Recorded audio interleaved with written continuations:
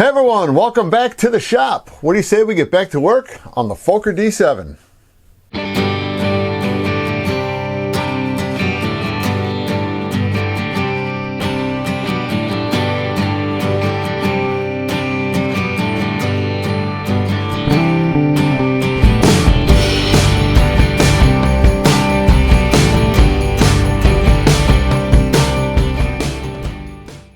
You know, every once in a while when you get to a certain stage of a build,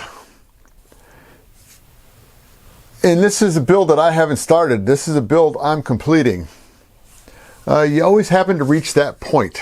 And the point being, why do I get myself involved in these things? This lower wing, and I had to do research to find out where I was at on this build, because 6 months ago when I pushed this off to the side and got the stomp finished, I completely forgot where I was at with the build. So I had to go back and watch the pretty much video number 10 or episode number 10, whatever I'm calling them in this series, episode number 10 and episode number 9, realizing even though I started looking and started doing some work on the bottom wing, I never really looked at it the way that you should be looking at it. And the reason why I say that is because this lower wing is one hot mess. I'm going to show you what I got to do to it. I got to tear a lot of it apart to get in to fix it. The top wing you can see sitting right there up against the wall. The way it was put together was spot on. The only issues was the way that some of the rib caps were put on, and so I had to go in and fix those. And so that was maybe 3 hours worth of work to get that one fixed. And when I show you what's really wrong with this bottom wing, I've spent, it's at 4 o'clock, and I've been down here. I probably spent more than half a day just looking through everything, and even had a friend of mine, Paul, stop by, and he took a look at it too. And yeah, it's stuff like this is what questions my sanity. So what this one's going to be is any of you guys that watch the Taylorcraft restoration, that was 1 year and 7 months. And when you see the mess that I got myself into, that's where I just had friends just wanting to know that why do you do this to yourself? And it's because I enjoy it? Not really. But anyway, let me go ahead, let me get the other camera fired up, and we're going to walk you through it. I think this video is just going to be me showing you exactly what is wrong with it, because it's going to be a long walkthrough, and how I'm going to go ahead by tearing it apart, not all of it, just certain parts of it apart, and then getting everything properly straightened out to where it needs to be, and then go ahead and finish it up. And yes, it's going to probably be a 2 to 3 video repair. And I'm hoping it's just going to be, this is the first part and that's going to be the last part. But I do have 3 more days off this week. I'm finally getting a chance to take some days off. So hopefully within those 3 days, this will be done. So let me go ahead, grab the Canon, and I'm going to give you a walkthrough. Okay, hopefully the lighting will be fine for you gentle people. All right, now as we go on in, it's just I'm trying to hold the camera at an angle where you can see what I'm seeing. Let's get it down a little bit lower. As you can see that rib cap? It's not touching the rib at all. And most of the stuff down here on the bottom is not touching the rib at all. This is touching the rib. This here is not. As it comes across, even all the way down to the very end down here, it's just not touching. So as we roll on down this way, from here on out, we're actually pretty good on this side of the wing. So about maybe just a little over half of the wing here. This part's fine. So I don't have to really do much in the way of this. I've got to come in, because you can see, I mean, there were serious issues on how they built this side. So like up on the top, I'm going to have to sand down the top of the shear web. On the top of here, no big deal. I'll sand down, probably put at about a 5-degree angle the back side of the top part of the spar. The bottom's fine. These are the for the interplane struts. It's pretty much where you're going to screw them into. These have to be, this one has to be cut off, as well as this one. And go ahead and sand it at the angle down so I can have this one sit like it's supposed to, because on the front it's fine, on the back side it's sticking up about 1/16 of an inch, and that will not do. So that's the easy part of this wing, and you already saw the bad part of this wing. Now this is where it gets really tough. All right, I've got a string on the top of this wing, just like the top of that wing. The top is flat, and even though it's got dihedral, and I don't know how well you're going to be able to see it, so I'm going to try to position it this way. Let's see, don't fall over. All right, right here where I'm showing, that's the front of the wing. It's thick, so the actual ribs, they're thicker ribs in the middle, and then it tapers all the way out to the wing tip. Sorry about the light. So what it is even though the top of the wing is flat, the dihedral is on the bottom part of the wing. So the way that this wing is supposed to be, the top is supposed to be level all the way across. And then of course, like you can see, it does get thinner as you get out to the tip. So here's the main problem. First of all, the string is right here on the top of the wood. Don't mind this. It just had it standing proud. I don't know. It's a 1/64 of an inch or whatever it is. So you can see the light underneath it there. But as we come down here, all of a sudden, we've got, until we get to the top of the wood, we've got that much of a drop.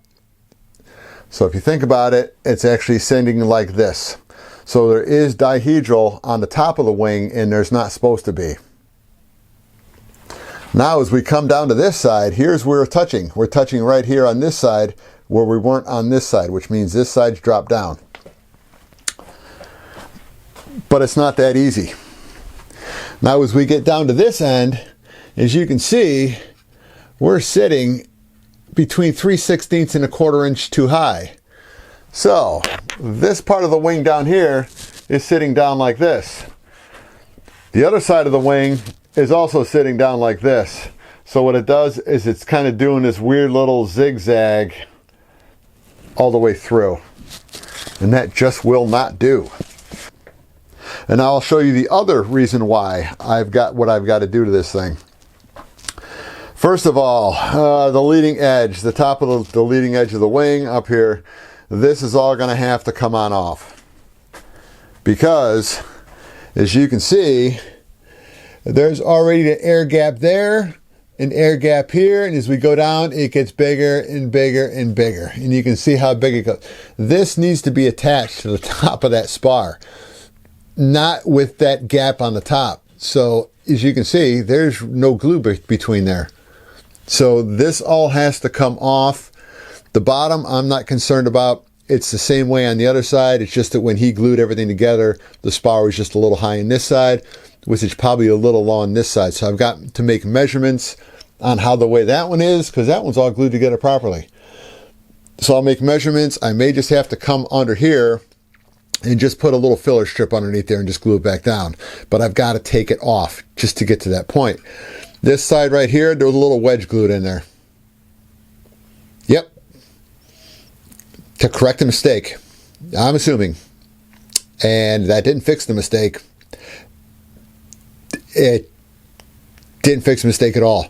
So as you can see, this part here for the hard point for the wing struts, this one sits down here on this end, right up against the top of the spar. This one sits, about, I don't know, 16th, 3/32 of an inch up off the top. So these will have to come off on these side, and it gets better, trust me. If we came in and measured, let me get a measuring implement. See how well this does. We're working with millimeters here, guys. So for all of you around the rest of the world, you're happy with it. All right, let me see if I can get in a position where I can see this. All right, right here, this is sitting 3 mil proud, which is fine because that's 1/8 inch balsa. That will work fine there. This side over here is actually 6 millimeters high. So this is twice as high on this side as it is on this side. So even though I was saying that it was, sorry about that, that the gap was down here, that this was sitting too high up, honestly, I think that the way that this piece was glued in, this little rib end here, the nose of it, was glued in, it was glued in at the wrong place. So this side is going to be the side that's going to be a pain in the butt. So anyway, that's why I figured this video was just going to be about me showing you what I'm going to have to do.